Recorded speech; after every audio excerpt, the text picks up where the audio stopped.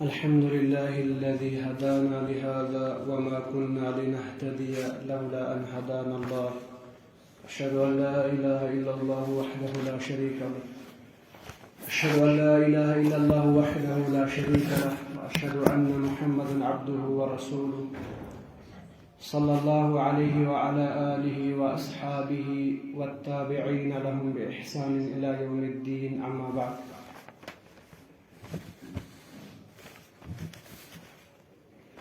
کتاب التوحید کا آج درس نمبر 32 ہے 32. کل کے درس میں ہم نے دیکھا تھا جو مؤلف رحمہ اللہ نے نیا باب باندھا ہے وہ باب شفاعت کے متعلق تھا. تو کل ہم نے مختصر طور پر یہ دیکھا کہ شفاعت کا معنی کیا ہے اور شفاعت کیا ہوتی ہے، کن کے لیے شفاعت کی جائے گی. لیکن جو مؤلف رحمہ اللہ نے اس میں آیتیں کچھ ذکر کی ان کا ذکر نہیں ہوا، انہی کا آج ذکر کریں گے.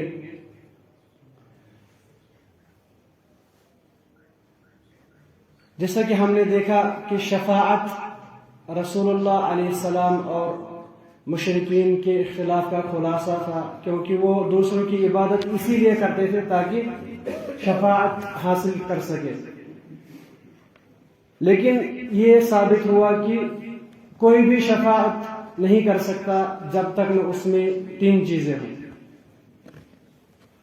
میں یہ دیکھنے کے لیے ذرا آپ لوگوں کو سمجھ میں آتی ہے یا پھر مجھے کچھ الگ انداز سے درس دینے کی ضرورت ہے یا الگ انداز سے سمجھانے کی ضرورت ہے، کیونکہ یہ درس ہے، اس میں پوچھ سکتے ہیں، بتا سکتے ہیں.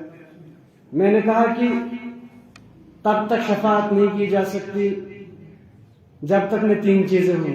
3 قاعدے ہیں، 3 چیزیں ہیں، جب وہ ہوں گی تبھی انسان کی شفاعت ہو سکتی ہے یا کوئی شفاعت کر سکتا ہے. وہ 3 چیزیں کیا ہیں؟ کوئی بتا سکتا ہے؟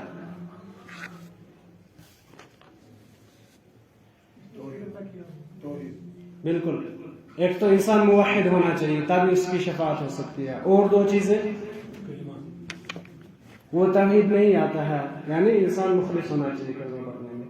اور 2 چیزیں یہ تھی کہ اللہ تعالیٰ کی رضامندی ہونی چاہیے اور اجازت ہونی چاہیے، تبھی جا کر شفاعت کی جا سکتی ہے.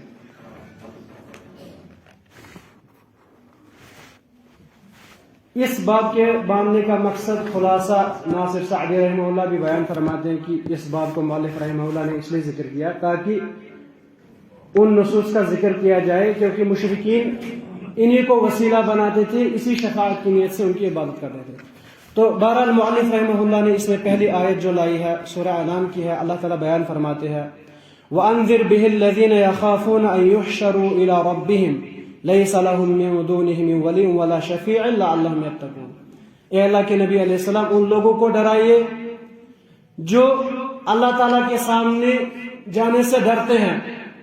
انہیں یہ بتاؤ کہ قیامت کے دن آپ کا نہ کوئی مددگار ہوگا اور نہ کوئی آپ کی شفاعت کرنے والا ہوگا. وہ ڈرتے رہے کیونکہ یہی اصل مقصد ہے. اور جس طرح سے دوسری آیت مؤلف رحمہ اللہ نے اس میں یہ لائی، کیونکہ کل خلاصہ ہو چکا ہے اسی لیے میں آیتیں پڑھتا ہوں جلدی. دوسری آیت مؤلف رحمہ اللہ بیان فرماتے ہیں جو اللہ تعالیٰ نے بیان کیا سورۃ الزمر میں، قُلْ لِلَّهِ الشَّفَاعَةُ جَمِيعًا، کہہ دیجئے اللہ کے نبی تمام کی تمام شفاعتیں اللہ تعالیٰ کے لیے. یعنی یہاں پر شفاعت کو پہلے لایا گیا، خبر کو مقدم. کوئی بھی شفاعت تب تک نہیں کر سکتا جب تک اللہ تعالیٰ کی اجازت ہو.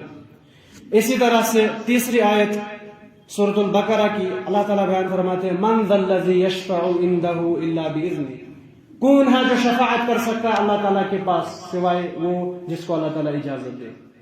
یہاں پر بھی یعنی استفہام کے ذریعے سے نفی کی گئی ہے تحدی کے لیے، جیسے اللہ تعالیٰ نے بیان فرمایا سورہ نبا میں لا يتکلمون الا من اذن له الرحمن، کوئی بھی بات نہیں کر سکتا الا من اذن له الرحمن، سوائے جب اللہ تعالیٰ اجازت دے. اسی طرح سے تیسری چوتھی آیت جو مؤلف رحمہ اللہ نے اس میں لائی ہیں، اللہ تعالیٰ بیان فرماتے ہیں وَكَمْ مِن مَلَكٍ فِي السَّمَاوَاتِ لَا تُغْنِي شَفَاعَتُهُمْ شَيْئًا إِلَّا مِن بَعْدِ أَن يَأْذَنَ اللَّهُ لِمَن يَشَاءُ وَيَرْضَىٰ. ابو حیان ایک بہت بڑے مفسر ہیں، محمد بن یوسف بن علی بن یوسف ابو حیان الاندلسی وہ بیان فرماتے ہیں کم یہاں پر خبریہ ہے، یعنی کتنے فرشتے ہیں آسمانوں میں. اللہ تعالیٰ نے بیان کیا کتنے فرشتے ہیں آسمانوں اور زمینوں میں، لیکن لا تغنی شفاعتہم شیئا، ان کی شفاعت کوئی فائدہ نہیں دے گی الا کہ جب اللہ تعالیٰ اجازت دے. گویا کہ اللہ تعالیٰ اس آیت سے سمجھا رہے ہیں کہ فرشتے کتنی اونچائی پر ہیں. آسمان کا ذکر اس لیے کہ اللہ تعالیٰ کے اتنے قریب، یہاں تک کہ حاملین عرش جو اللہ تعالیٰ کے عرش کو اٹھائے ہوئے ہیں وہ بھی شفاعت نہیں کر سکتے الا کہ اللہ تعالیٰ اجازت دے دے.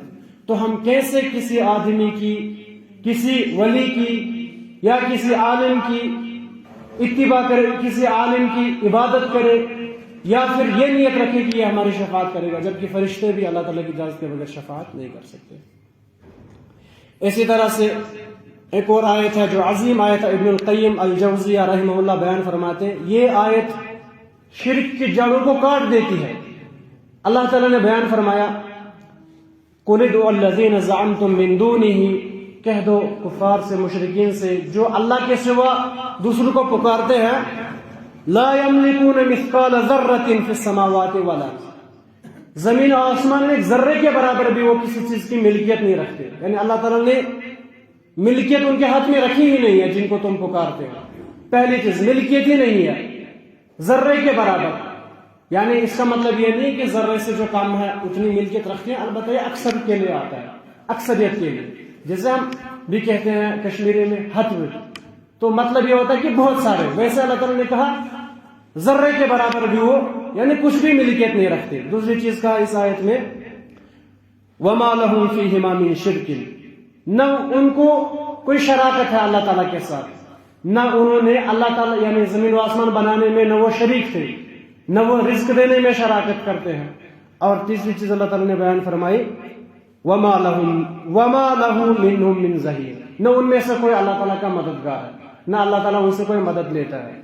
یعنی جن کو بھی تم پکارتے ہو، جن کو بھی آپ سمجھتے ہو یہ کچھ کریں گے قیامت کے دن، اللہ تعالیٰ نے کہا نہ ان کے پاس ملکیت ہے، نہ ان کی کوئی شراکت ہے، اور نہ وہ اللہ تعالیٰ کے مددگار ہے. اب ایک چیز بچتی تھی شفاعت. آگے اللہ تعالیٰ نے بیان کیا وَلَا يَنْفَعُ الشَّفَاعَةُ عِندَهُ، اور اللہ تعالیٰ کے پاس ان کی شفاعت بھی نفع نہیں دے گی إِلَّا لِمَنْ أَذِنَ لَهُ، سوائے اس کی شفاعت جس کو اللہ تعالیٰ اجازت دے. تو اس آیت میں 4 چیزوں سے اللہ تعالیٰ نے یعنی بتائی کہ یہ 4 چیزیں اگر ہوتی کم از کم ہم کہتے ہیں دیکھو یہ آپ کی مدد کر سکتے ہیں جن کو آپ پکارتے ہو. یہ تو ہے نہیں، نہ ان میں شراکت ہے، نہ ملکیت ہے، نہ انہوں نے مدد کر سکتے ہیں، اور نہ وہ شفاعت ان کی کام آ سکتی ہے. اسی طرح سے آگے مؤلف رحمہ اللہ بیان فرماتے شیخ الاسلام احمد بن حلیم بن عبد السلام بن تیمیہ رحمہ اللہ کا قول بیان فرماتے ہیں، 728 ہجری ان کی وفات ہے. کہتے ہیں اللہ تعالیٰ نے نفى اللہ عما سواہ کل ما يتعلق به المشرکین، اللہ تعالیٰ نے ان آیتوں میں یعنی یہ سمجھایا کہ مشرکین جن کو پکارتے تھے، جن سے کسی مدد کی امید رکھتے تھے، اللہ تعالیٰ نے ان تمام کی نفی کی، کوئی مدد نہیں کر سکتا. اور اللہ تعالیٰ نے یہ بھی نفی کی نہ ان کے ہاتھ میں کوئی ملکیت ہے اور نہ کوئی حصہ ہے، او یکون عونا للہ، اور اس سے بھی نفی کی کہ وہ اللہ تعالیٰ کی مدد کرے. وَلَمْ يَبْقَ إِلَّا الشَّفَاعَةُ، اب ایک ہی چیز رہ سکتی ہے جو اللہ تعالیٰ کے پاس کام آ سکتی ہے، وہ شفاعت. لیکن وہ بھی کب؟ جب اللہ تعالیٰ اجازت دے گی، تب تک شفاعت نہیں ہو سکتی، کیونکہ اللہ تعالیٰ نے بیان کیا وَلَا يَشْفَعُونَ إِلَّا لِمَنِ ارْتَضَىٰ. اس کے بعد بیان فرماتے فَهَذِهِ الشَّفَاعَةُ الَّتِي يَظُنُّهَا الْمُشْرِكُونَ هِيَ مَنْفِيَّةٌ. اب یہ اس باب سے معلوم ہوا ہمیں کہ شفاعت جو مشرکین نے گھڑی تھی یا جو آج بھی لوگ مانتے ہیں شفاعت جس میں شرک ہو وہ شفاعت منفیہ، وہ کوئی کام نہیں دے گی. وہی شفاعت جائز ہے جو ہم نے کل بیان کی 6 قسمیں، جن میں سے 3 نبی رحمت صلی اللہ علیہ وسلم کے ساتھ خاص ہے اور باقی 3 باقی مومنین بھی کر سکتے ہیں. اور اسی سب سے عظیم شفاعت ہے جس کے بارے میں کہا گیا کہ اللہ کے نبی علیہ السلام کریں گے مقام محمود پہ پہنچ کر، جو لوگوں کے حساب کے لیے، تاکہ ان کا حساب لیا جائے، جس کے متعلق ہم روز اللہ تعالیٰ سے سوال کرتے ہیں وَابْعَثْهُ مَقَامًا مَحْمُودًا، اے اللہ رسول اللہ کو مقام محمود تک پہنچا. اور اللہ تعالیٰ نے بھی کہا رسول اللہ صلی اللہ علیہ وسلم سے وَمِنَ اللَّيْلِ فَتَهَجَّدْ بِهِ، راتوں کو تہجد نماز پڑھا کرو، نافلۃ لک عسى ان يبعثك ربك مقاما محمودا، شاید کہ اللہ تعالیٰ آپ کو مقام محمود تک پہنچائے. یعنی مقام محمود ایک وہ درجہ ہے، یعنی سب سے اونچائی پر ہے، اس سے کوئی بڑا درجہ نہیں ہے جو رسول اللہ صلی اللہ علیہ وسلم کو عطا کیا جائے گا اور جہاں پہ شفاعت کریں گے. تو اس کے بعد مؤلف رحمہ اللہ نے ایک حدیث لائی آخر پہ، وہ یہ کہ جیسے کہ پیچھے بھی گزرا، ابو ہریرہ سے روایت ہے، رسول اللہ صلی اللہ علیہ وسلم سے سوال کیا گیا من اسعد الناس بشفاعتک، اے اللہ کے رسول سب سے زیادہ شفاعت کا حقدار کون ہے؟ یہاں پر اس میں تفضیل استعمال ہوا، لیکن یہ اس معنی میں ہے یعنی من سعید الناس، کس کی شفاعت کریں گے آپ؟ تو اللہ کے نبی علیہ السلام نے کہا من قال لا الہ الا اللہ خالصا من قلبی، جس نے لا الہ الا اللہ کہا ہوگا لیکن مخلص ہو کر. اس کا مطلب ہے خالی لا الہ الا اللہ پڑھنے والے کے لیے شفاعت نہیں ہو سکتی، کیونکہ بہت سارے لوگ ہیں جنہوں نے لا الہ الا اللہ پڑھا ہے لیکن قبروں کا طواف کرتے ہیں، مردوں سے حاجت طلبی کرتے ہیں، اگرچہ وہ نیک تھے لیکن حاجت طلبی نہیں کر سکتے، ان سے نہیں مانگ سکتے، حالانکہ لا الہ الا اللہ بھی پڑھتے. اس کا مطلب شفاعت تب ہی نصیب ہوگی جب ایک انسان نے خالص ہو کر مخلص ہو کر لا الہ الا اللہ کہا ہوگا اور توحید پر ہی اس کی وفات ہوگی. تو یہی مؤلف رحمہ اللہ نے اس میں بتایا. اور ایک چیز اور یہاں پر بیان کی، خلاصے کے طور پر میں بیان کروں، وہ یہ کہ یعنی شفاعت سے کیا فائدہ ہے؟ اللہ تعالیٰ ایسے بھی ہماری بات مان سکتا ہے، ایسے بھی جنت میں داخل کر سکتا ہے، ایسے بھی حساب لے سکتا ہے، لیکن شفاعت کا فائدہ یہ ہے کہ جیسے کہ ہم نے کہا دو فائدے ہیں. اکرام الشافع، یعنی جو شفاعت کرے گا وہ ہے کہ اللہ تعالیٰ کے ہاں اس کی عزت ہے، اس کا احترام ہے، اور اسی طرح سے نفع المشفوع، یعنی اس آدمی کا نفع جس کے لیے شفاعت کی جا سکے تاکہ وہ قریب ہو جائے. اور اس کے بعد مؤلف رحمہ اللہ نے 3 مسائل بیان کیے. وہ یہ کہ ہمیں معلوم ہوا کہ بعض شفاعتیں ایسی گھڑیاں لوگوں نے جو بالکل بھی ثابت نہیں ہے، یعنی ایسی شفاعت جس میں شرک ہو، جو دنیا میں کسی سے طلب کی جائے، یہ تمام شفاعتیں شرک ہے، بدعت ہے، حرام ہے، یہ بالکل بھی جائز نہیں. شفاعتیں وہی صحیح ہے جو احادیث سے ثابت ہے، جس کے متعلق ہم نے کل بات کی. وہ ہے 6 قسم کی شفاعتیں، 3 رسول اللہ صلی اللہ علیہ وسلم کے ساتھ خاص ہے اور 3 باقی مومنین بھی کریں گے. لیکن ایک چیز ہمیں یہ بھی معلوم ہوئی اس باب میں، سب سے بڑی چیز وہ یہ کہ شفاعت تبھی کام آ سکتی ہے، یعنی 3 شرطوں کے ساتھ. ایک تو یہ کہ اللہ تعالیٰ راضی ہونا چاہیے اس آدمی سے جو شفاعت کرے گا، اور اللہ تعالیٰ اس سے بھی راضی ہونا چاہیے جس کی شفاعت کی جا رہی ہوگی، اور اس شفاعت کے لیے اللہ تعالیٰ کی اجازت ہونی چاہیے، اور ساتھ ساتھ میں آدمی موحد ہونا چاہیے، توحید پرست ہونا چاہیے. وہ اب ہم کہہ سکتے ہیں 3 چیزیں، ایک تو اللہ تعالیٰ کی اجازت، اللہ تعالیٰ کی رضامندی، اور توحید یعنی مخلص. اب سوال یہ پیدا ہو سکتا ہے رسول اللہ صلی اللہ علیہ وسلم ابو طالب کے لیے کیسے شفاعت کریں گے جبکہ وہ توحید پر نہیں تھے؟ تو یہ خاص ہے ایک رسول اللہ صلی اللہ علیہ وسلم کے ساتھ ان کی جو ہمدردی تھی، ان کے ساتھ جو ان کی مدد تھی، اسی لیے رسول اللہ صلی اللہ علیہ وسلم ان کی شفاعت کریں گے جبکہ وہ ان کی وفات شرک پر ہوئی. ورنہ اللہ کے نبی نے کہا تھا وہ در کے اسفل میں ہوتے، یعنی جہنم کے سب سے نچلے والے کھڈے میں ہوتے. کیوں؟ کیونکہ ابو طالب تک تو دلیل پہنچی تھی اور ان کو دعوت دینے والا قریبی تھا، اور انہوں نے کہا بھی سب سے صحیح دین رسول اللہ صلی اللہ علیہ وسلم کا دین ہے، لیکن پھر بھی قبول نہیں کیا. اس کی وجہ یہ تھی کہ یعنی لوگوں کا وغیرہ دادے کا دین کیسے چھوڑو.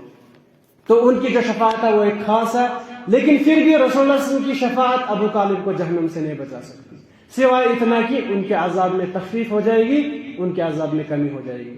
تو بہرحال اللہ تعالیٰ سے دعا ہے کہ اللہ تعالیٰ ہمیں رسول اللہ علیہ السلام کی شفاعت نصیب کرے، اور اللہ تعالیٰ سے دعا کہ اللہ تعالیٰ ہمارا خاتمہ توحید پر